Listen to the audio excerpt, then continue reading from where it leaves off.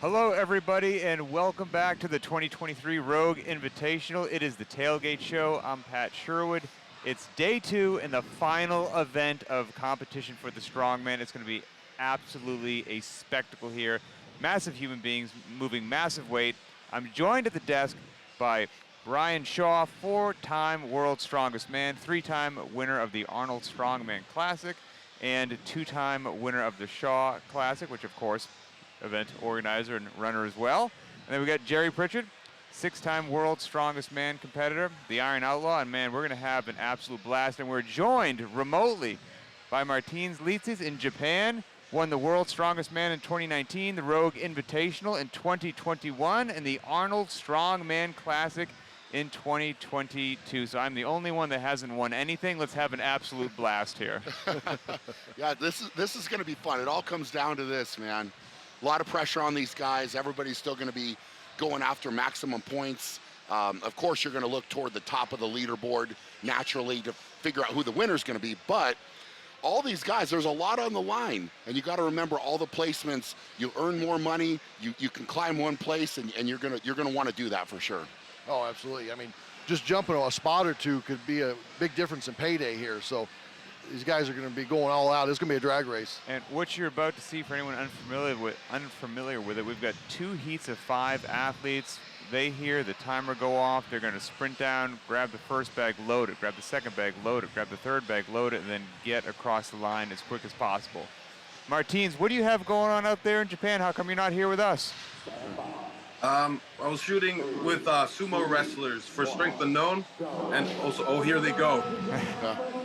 Fast off the line, all of them. Luke got a good start. It's gonna get really interesting. Nice. Yeah, I think transitions will be real important here. Yeah, who can be the fastest off the ground and get moving? Yeah. Right? Because everybody's going to move about the same speed once they get up and going, but it's who can get in the lap and move the fastest. Maxine had a great time right there. Not just about who could get it off on the lap, but also highest on the chest. Because a lot of people lose time fumbling when the bag hits the edge of the implement. And the last bag weights that I heard was 325 pounds for the quote-unquote lightest, 350 pounds for the middle bag, and 375 for the final. Oh, that's nice. Yeah.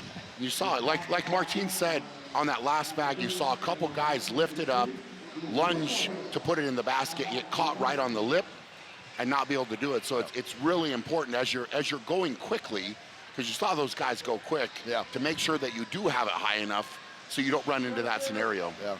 Get it high, or as you're coming in, try to throw your hips ahead to get that thing popped up and over.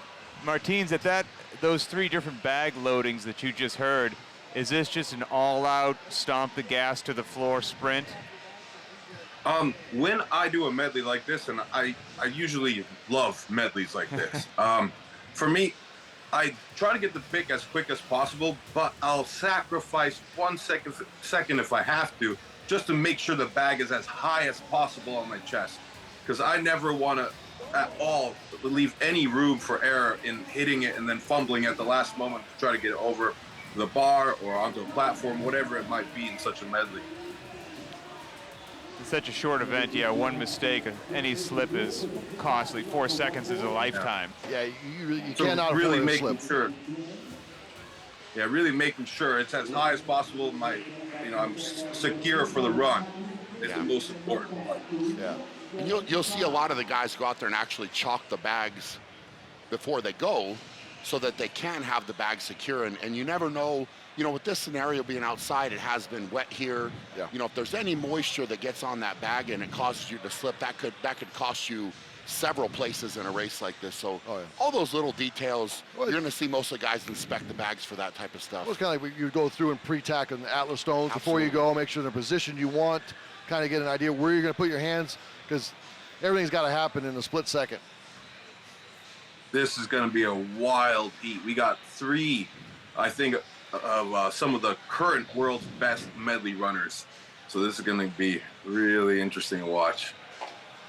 So obviously we didn't get to take a look at times that we got to see there, but what's very interesting with an event like this is everybody was quick, right? So what you have to remember when you look at the top of the leaderboard, like I said at the beginning, I mean, we're only talking about 3 points here, right?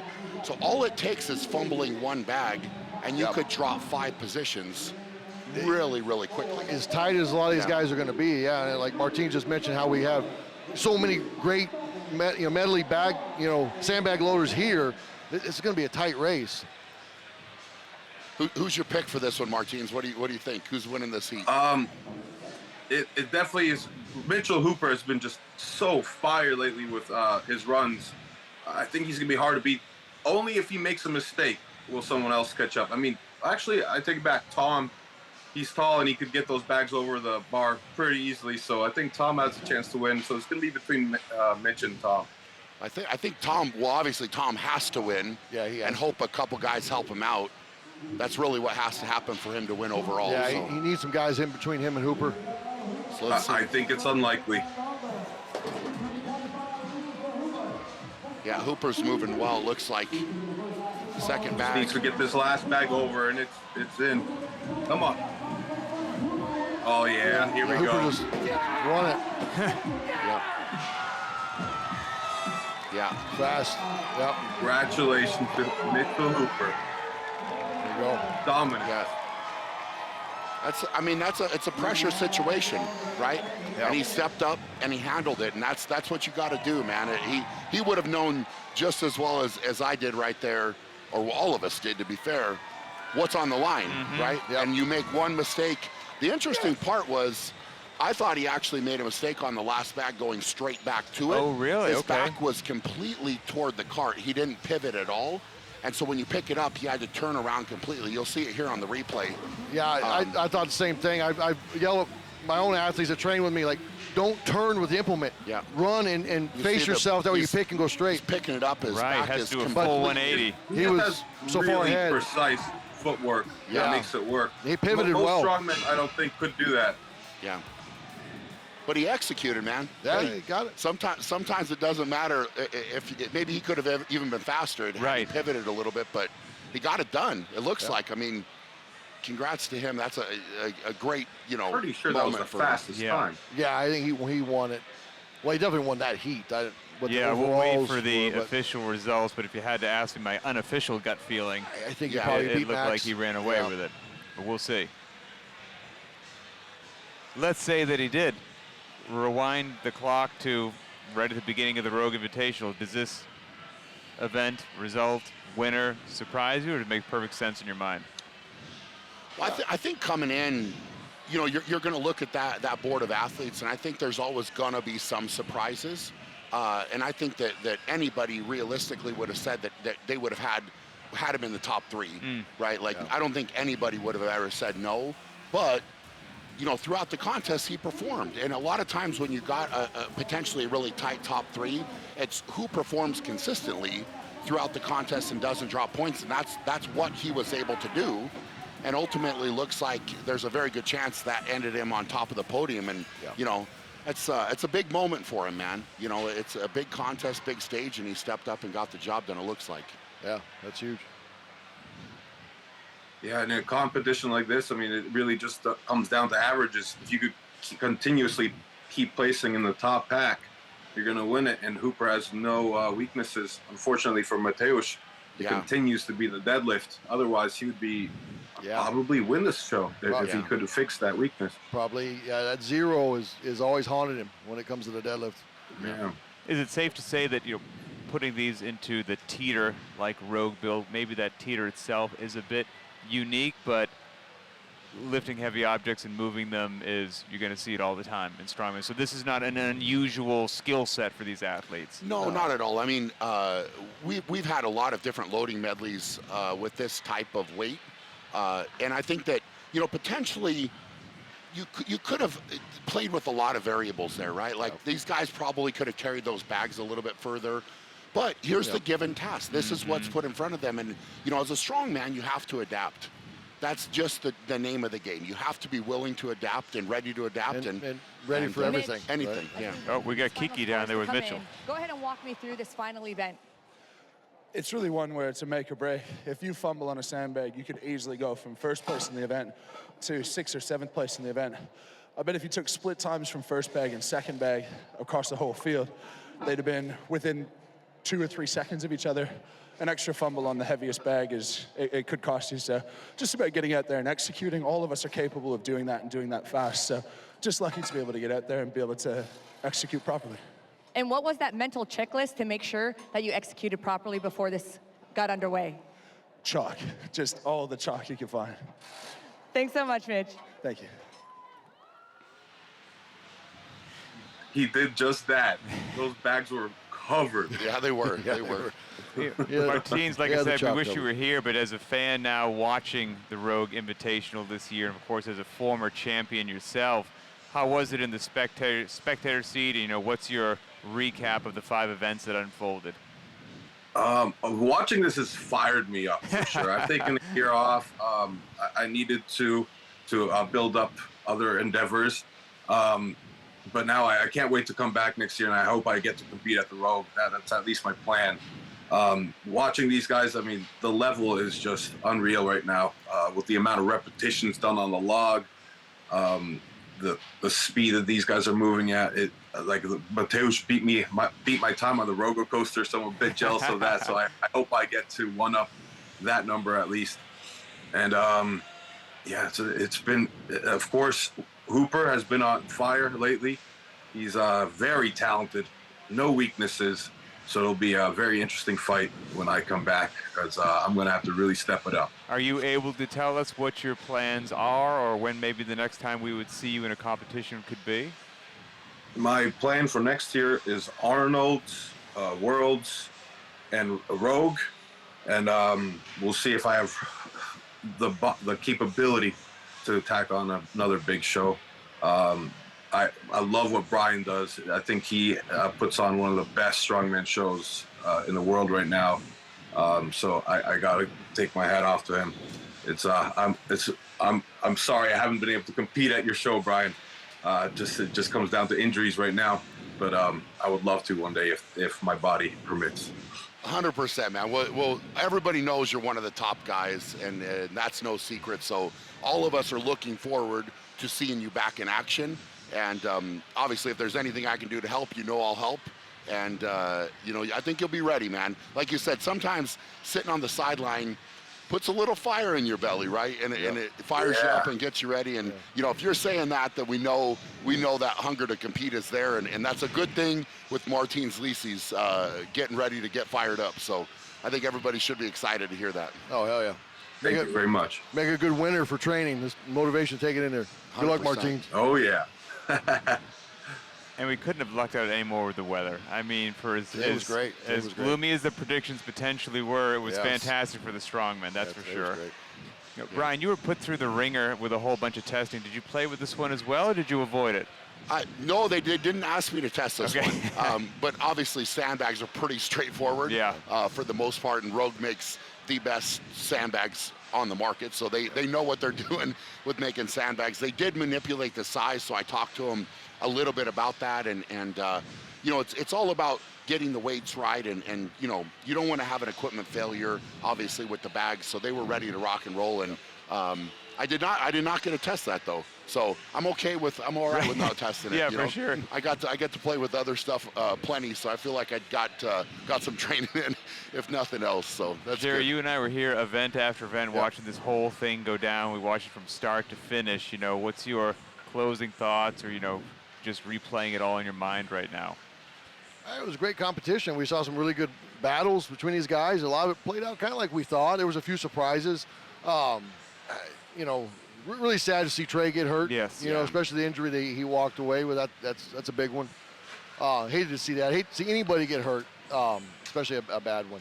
So wish him the best recovery. I know he's already got a plan set that Rogue's helping him out with to go get that fixed. So wish him a good speedy recovery, because we'll like to see him back at here. World's strongest man on earth. All these big shows, and because he's one of the top athletes. 100%. And, you know, we're going to wrap it up here real soon. But Martins, we appreciate you joining us for sure. And do you have anything to, you know, use this platform, say to your fans, give some shout outs, anything on your mind before we close it up?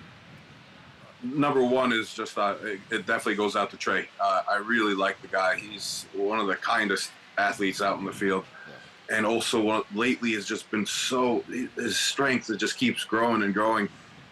He's one of the guys I was rooting for. So I was very bummed to see that injury. That's a rough injury, but I've seen many athletes come back from it. It's tough to come back from it, but very possible. So we'll definitely be seeing him again soon enough.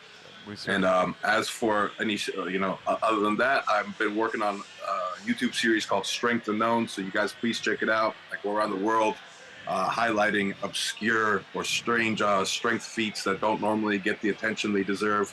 And I want to grow strength in general around the world. Very cool. I appreciate that. We'll absolutely check it out. And there'll be some official results pending soon. We'll give the Strongmen their official, credit and ceremony. It's going to be fantastic. But congratulations to Mitchell Hooper. Congratulations to all the Strongmen that poured their heart and soul and every ounce of energy they had into all the events. They worked with us. They worked with the weather, and it was fantastic start to finish. Thanks to everybody watching the Tailgate Show, and we will be back later with some CrossFit competition. All right, welcome back to the Tailgate Show, everybody. Once again, joined by Brian Shaw and Jerry Pritchett, but we've got Dr. Bill back with us. Dr. Bill decided to break some things, get them fixed. He's just too strong. It's a problem with It's my animal magnetism. I just shorted it out. That's what happened. Things which are made of steel, they stand no chance whatsoever. Right. So since we didn't get to chat with you earlier, maybe we'll start with you. We just saw the final Strongman event go down unofficially. We've got Mitchell Hooper as your champion of the Rogue Invitational, but looking back over this past 5 events, what stands out to you? What do you think was fantastic? Well, I mean, we start with Mitchell. He started off really strong and kept it up and kept up the pressure. He had a couple of key points, when he had to get past the log press and really push himself, and that was very key. And this last event, he had to actually do it. You can't just check it in. He was only 3 points ahead, and it was very easy to drop a bag and make a big mistake. 4 or 5 points later, Tom or Mateus are right behind him, so that's what I felt. I really loved again how Mateus fought back. Brian was talking about the eye of the tiger, and he came back really strong and showed his mettle. He's a professional. We love it. Upset. Brian?